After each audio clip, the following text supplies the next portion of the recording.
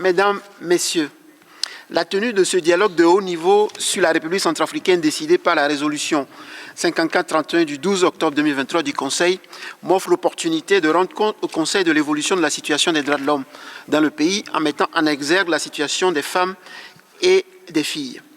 Permettez-moi de saluer la coopération des autorités centrafricaines avec mon mandat, y compris lors de ma récente mission menée du 11 au 21 février 2024. La présence constante du gouvernement centrafricain, représenté encore dans ce dialogue par son Excellence, M. Arnaud Dzubaï Abazen, honore nos échanges et témoigne de la volonté politique des autorités centrafricaines. Monsieur le Vice-président, 6 février 2019, 6 février 2024, 5 ans après l'accord de paix,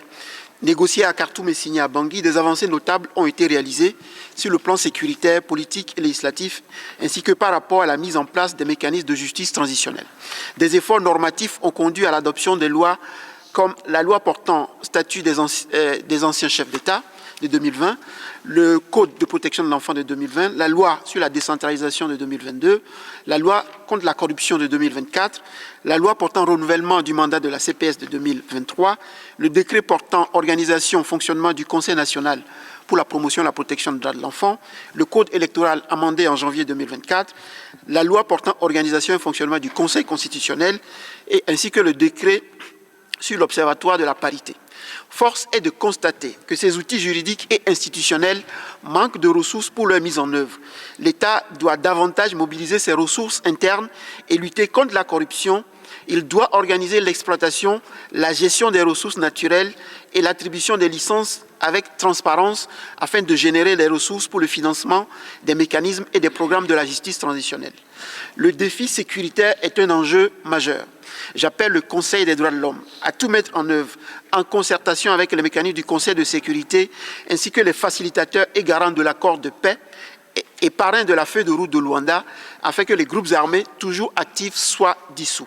Dans le contexte actuel, en dehors des centres urbains, les populations vivent une insécurité et une menace quotidienne liée à la présence des groupes armés retranchés dans les zones reculées, notamment forestières autour des sites miniers. En témoigne l'attaque du 21 décembre 2023 du village de Nzakundu dans la préfecture de Limpende où les 3 airs sont soupçonnés d'avoir attaqué des postes de contrôle des FACA, tué un militaire, exécuté sommairement 22 civils et blessé plusieurs personnes. Je condamne avec fermeté ces exactions et rappelle que tous les auteurs de crimes de guerre et de crimes contre l'humanité répondront tôt ou tard de leurs actes. Par ailleurs, les 3 airs sont également auteurs du recours aux engins explosifs dans les préfectures de Luam, Luampende, la Nana Mambere et la Mambere Kadei.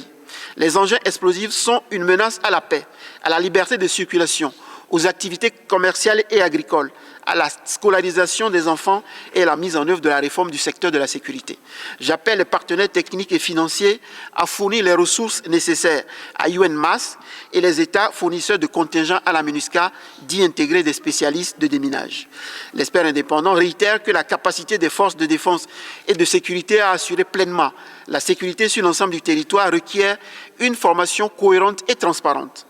un équipement approprié, un déploiement stratégique et un commandement efficace tourné vers la redevabilité des troupes de défense et de sécurité sur le terrain et appelle. À cet effet, l'Union européenne a reconsidéré sa position sur la formation des forces de défense nationale et de sécurité intérieure. D'autres partenaires techniques et financiers devraient se positionner pour la formation des forces centrafricaines capables de relever le défi sécuritaire. J'appelle les autorités centrafricaines à faire de la restauration, de l'extension et de la consolidation de l'autorité de l'État une priorité absolue dont la réalisation passe par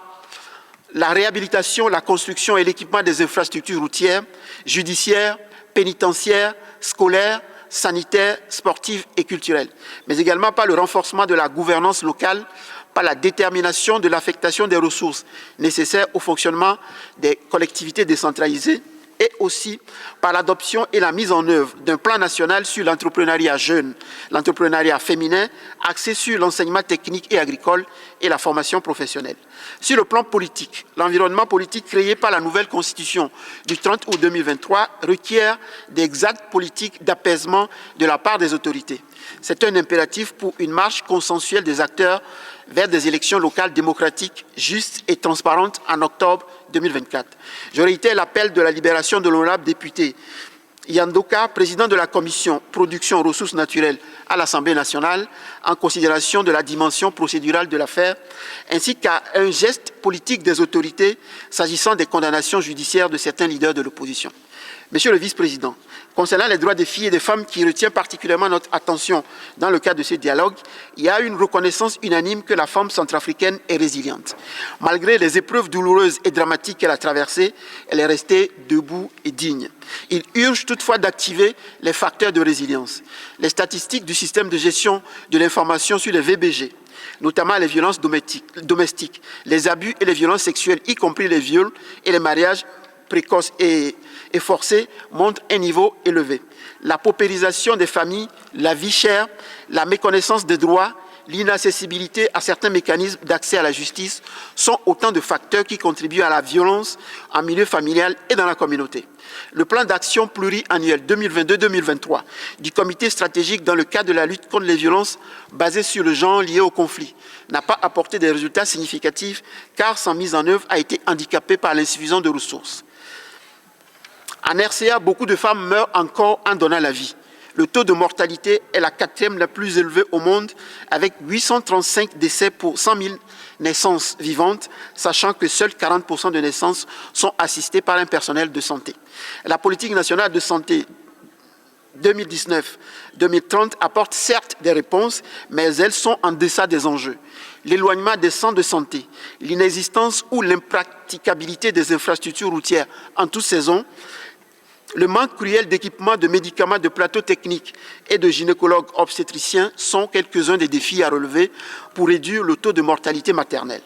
Je partage les préoccupations de SIDO, qui soulignent la féminisation de la pauvreté ainsi que les privations et les difficultés que connaissent les femmes et les filles dans les zones où l'accès humanitaire est limité, qui sont exacerbées par la corruption, la récession économique et la privation des droits des communautés rurales en lien avec l'exploitation des ressources naturelles.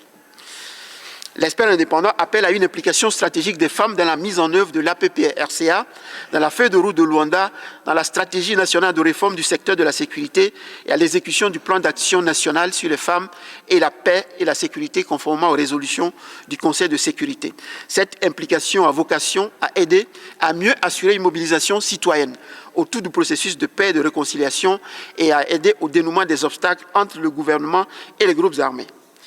L'unité mixte d'intervention rapide et de répression des violences sexuelles faites aux femmes et aux enfants, UMIR, a pour mandat d'apporter des réponses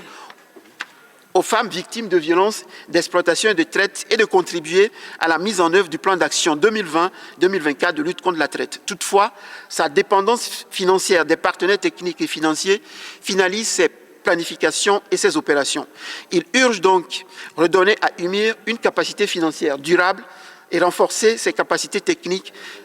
les capacités techniques de ses agents, y compris sur les droits des filles et des femmes, et de contribuer à l'extension des services sur l'ensemble du territoire national. Je voudrais terminer, Monsieur le Vice-président, en considérant que le mécanisme de l'examen périodique universel est un outil essentiel pour la résolution de problèmes. Et c'est donc la raison pour laquelle j'appelle la branche EPU du Haut Commissariat et les États engagés dans la coopération internationale au titre de la mise en œuvre des recommandations EPU sur le terrain à appuyer financièrement et techniquement la RCA dans le cadre de la mise en œuvre des recommandations relatives aux femmes formulées par l'EPU 2024, des recommandations de SIDO de 2024, du Comité des droits de l'enfant, mais également les axes concernant les femmes dans le PND 2024-2028 et les plans d'action concernant les femmes dans la politique nationale des droits de l'homme. Merci, Monsieur le Vice-président.